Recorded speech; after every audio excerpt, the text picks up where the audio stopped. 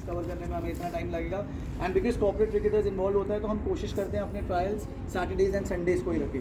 बहुत इशूज़ आते हैं उसके चक्कर में, क्योंकि वेन्यूज़ मिलना बड़ा मुश्किल हो जाता है और भी चैलेंजेस आते हैं, बट हम सिर्फ सैटरडेज एंड संडेज़ को ही ट्रायल रखते हैं। और टेंटेटिवली मई एंड जून तक हम ट्रायल्स करने का प्लान कर रहे हैं। उसके बाद बारिश स्टार्ट होने से पहले अगर if we can wrap up a few selection camps, जो शॉर्टलिस्ट निकलेंगे, सेलेक्ट होंगे, तो उनके साथ हम सिलेक्शन कैंप करेंगे। सिलेक्शन कैंप का फॉर्मेट इट्स नॉट 100% डिसाइडेड, हो सकता है लास्ट ईयर की जैसा ही सेम हो सकता है it will be a 2 day या 3 डे, वो डिपेंड करता है। Structure will again will be made by Dilip sir, RP sir, and because they are cricket experts. So उसके बाद बारिश ख़त्म होने के बाद obviously after the rainy season सितंबर एंड के बाद will restart selection camps. October will be the main month when हम पूरे इंडिया जाके सिलेक्शन कैंप्स करने का प्लान कर रहे हैं। उसमें भी हम 25 सिटी तो नहीं जा पाएंगे, but we are targeting at least selection camp में भी हम 7 से 8 सिटी में जाएँ, इससे ज़्यादा सिटीज़ में हम पिछली बार ट्रायल देने गए थे, इससे कम सिटी में सॉरी। एंड उसके बाद फिर एक सुपर कैंप होता है जिसमें सारे प्लेयर्स आते हैं जो बेस्ट सेलेक्टेड होते हैं। और उसके बाद इस साल बहुत लोगों को डाउट्स होंगे, जो लास्ट ईयर 60 क्रिकेटर्स खेले थे, एवरी सिंगल क्रिकेटर अगर आप लोगों ने जानते हैं, कोई क्रिकेटर दोबारा सेलेक्ट नहीं हो रहा है वहाँ पर जाने के लिए। ये मैं सबको बिल्कुल क्लियर बताऊँ। काफ़ी लोगों को डाउट्स है, उन्हें लगता है यार 8 टीम है, इस बार हमने 2 टीमें और बढ़ा रहे। और तो उससे क्या होता है, रीज़न बढ़ाने का बहुत सिंपल है, बिकॉज जितनी ज़्यादा टीम्स होंगी उतनी आप जैसे लोगों को अपॉर्चुनिटी मिलेगी। Oh good to see you. So आप जैसे लोगों को ज़्यादा अपॉर्चुनिटी मिलेगी। और कोशिश यही रहती है हमारे इनसे कि जितने भी local cricketers, local aspiring talents हमारे निकलेंगे, उतना ज़्यादा हमारे प्रोजेक्ट के लिए इंपॉर्टेंट है, क्योंकि कॉन्सेप्ट हमेशा इन्हीं के अराउंड ही रिवॉल्व करता है। और जब बनाया भी था तो भी इन्हीं के अराउंड ही बिल्ड करा था।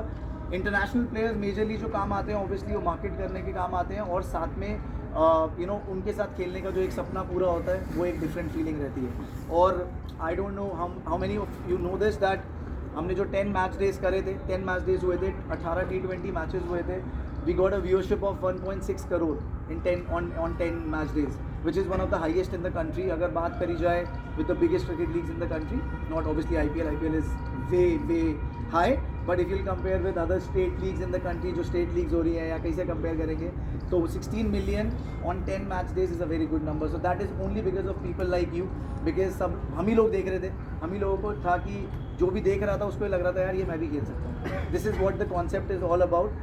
एंड उसके बाद जो मैंने बताया सुपर कैंप जो होगा, most probably we are targeting November first half.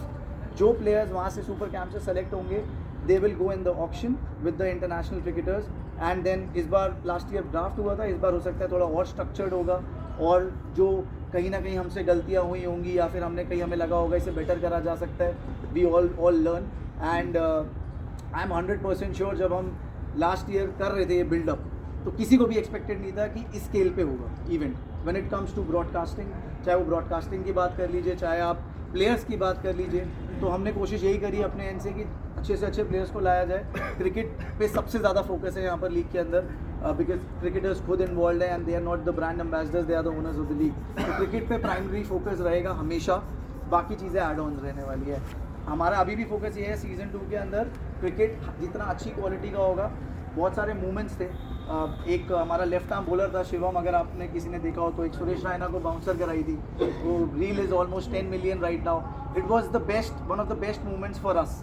उसका रीज़न ये था क्योंकि जब उसने बाउंसर कराई, रायना का reaction was amazing, and then after that a lot of people don't know this but Raina scored 65 and he scored a lot of runs against him.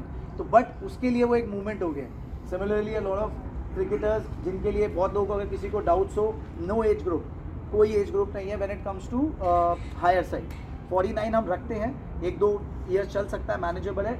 Under 20 कोई नहीं खेल सकता, अंडर 20 बिल्कुल भी नहीं खेल सकता, 20 और 20 अबव ही खेल सकते हैं। And last year incredible stories थी। There was a player from Rajasthan, Narendra Meena, he is 47 year old, he played big cricket league. A lot of people were thinking जब ट्रायल्स देने आ रहे थे कि यार मेरी एज 40 है, मैं कैसे 20 वाले के साथ कम्पीट करूंगा। ट्रस्ट में जब ट्रायल हुए थे, जब जयपुर में नरेंद्र मीना साहब आए थे, he was smashing all the bowlers in age group of 20 to 25। तो यहाँ पर जब हम प्राइमरली, अगर आप 40 ईयर्स हैं या 35 ईयर्स हैं या 45 ईयर्स हैं,